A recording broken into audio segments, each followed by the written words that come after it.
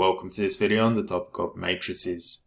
In this video, we'll be having a look at how we can go about summing the rows and the columns of matrices using our matrix algebra. Now, rows of a matrix may be summed by using what's called a unit column matrix. If we draw our attention to the matrices down below here, we've got matrix A, which is simply composed of arbitrary values.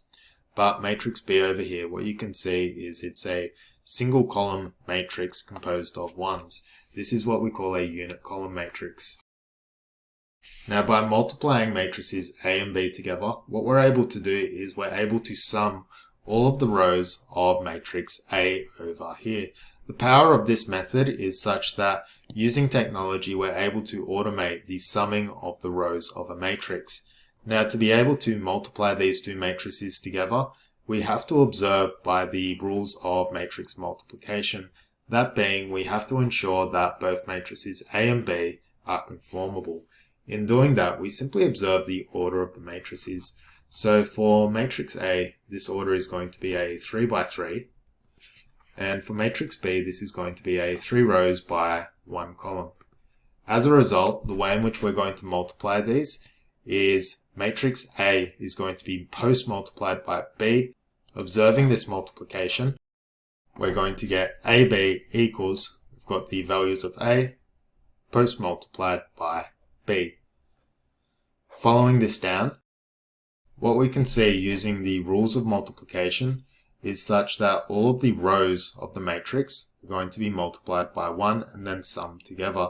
This is going to result in a matrix of the order 3 by 1.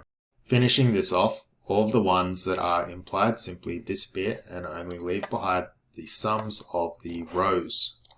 So as you can see, the multiplication of matrices A and B is going to yield a matrix that will be of dimension 3 by 1, and it's going to be the sums of the rows. Now, if we can go about summing the rows of a matrix using a unit column matrix, then we can go about summing the columns of a matrix using a unit row matrix. Now over here, what we can see is we have matrix C and matrix A.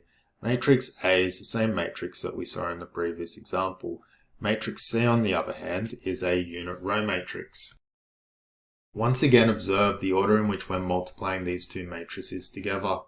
Matrix A is going to be pre-multiplied by matrix C.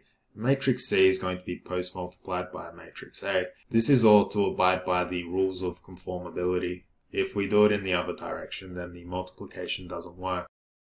Performing the multiplication, what you can see is that all of the columns on the matrix on the right get added together. The end result being we are able to sum all of the columns of our matrix A over here.